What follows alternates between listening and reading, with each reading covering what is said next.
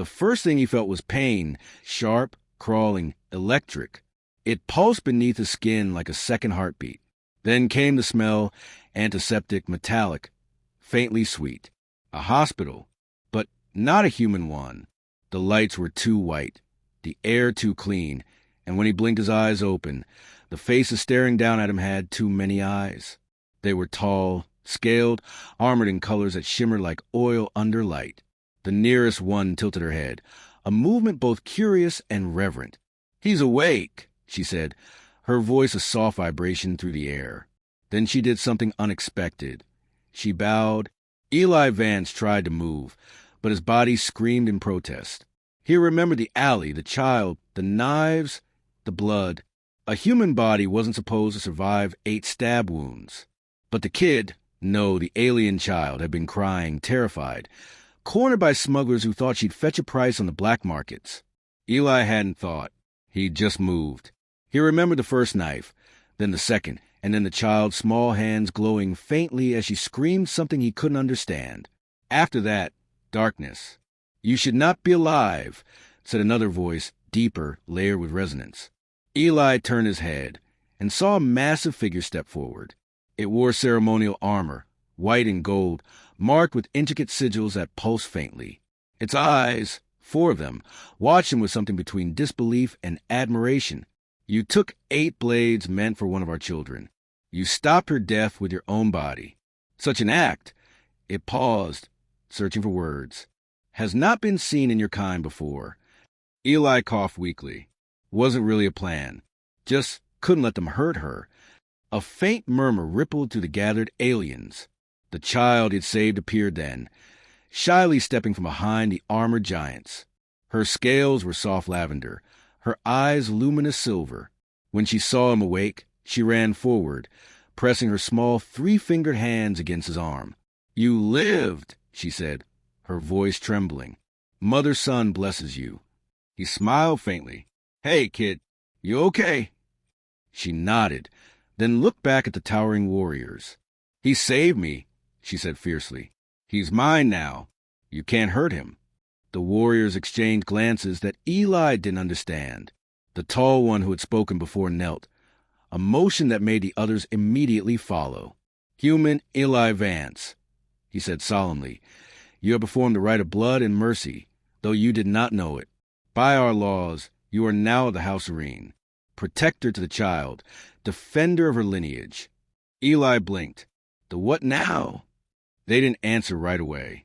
Instead, the room seemed to shift, part of the wall dissolving into a window that looked out over a sprawling alien city.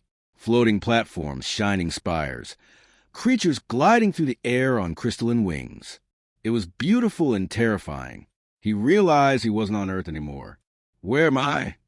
"You are on Isra Prime," the deep-voiced warrior said, "home of the Serene Dominion. You were brought here in death, but you would not die. The child, Kayla, bound her life force to yours. We tried to separate it, but your human biology refused. The bond held. You both would have perished if broken." Kayla looked guilty. "I didn't want you to go away." Eli swallowed hard. "So you saved me?" The warrior shook his head. "You saved her. She saved you." Over the next few days, Eli learned more about where he was and what happened. The Serene were a proud, ancient species known for their unbreakable codes of honor and hierarchy. Children of the High Line were sacred, their protectors revered. To risk your life for one, especially as an outsider, was unheard of. The Serene didn't easily trust other species. Humanity was young, impulsive, too unpredictable for their liking. But Eli had done something no Serene could ignore. His recovery was almost supernatural. The wounds healed faster than expected, though his muscles screamed and his body ached. When he asked how, they told him the child's energy, the life-binding essence of the Serene, now flowed through him. It had changed him. The first time he stood, a medic dropped her instruments. The veins along his arm shimmered faintly with light, matching the hue of Kayla's scales. "You carry her mark," the medic whispered, "and her strength." Word spread quickly. The humans had embassies and research stations across Arene territory, but none had ever been welcomed into the High House. Yet Eli was now guarded by elite warriors, treated as something between a hero and a holy symbol. One night, as the alien moons cast twin shadows through his chamber, Eli found himself standing on a balcony overlooking the city. He could hear the distant hum of crystal engines, the song of wind through alien towers. He still couldn't believe it. He'd been a security contractor on a supply ship 3 weeks ago. Now, entire alien legions bowed to him. Footsteps behind him. The deep-voiced warrior again. You cannot stay in confusion forever, human. You must understand what you are now. I'm just a guy who didn't want a kid to die, Eli said quietly. The warrior's eyes glowed faintly. And yet, in our law, that makes you family.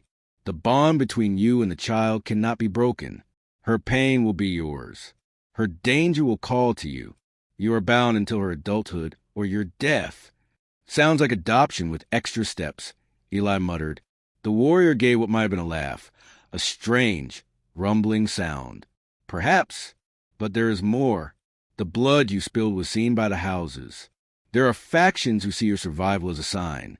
They whisper that humanity has been chosen by the old forces. They will come to test you. Eli frowned. Test me? How? The warrior's gaze drifted to the horizon, where the faint shimmer of ships appeared.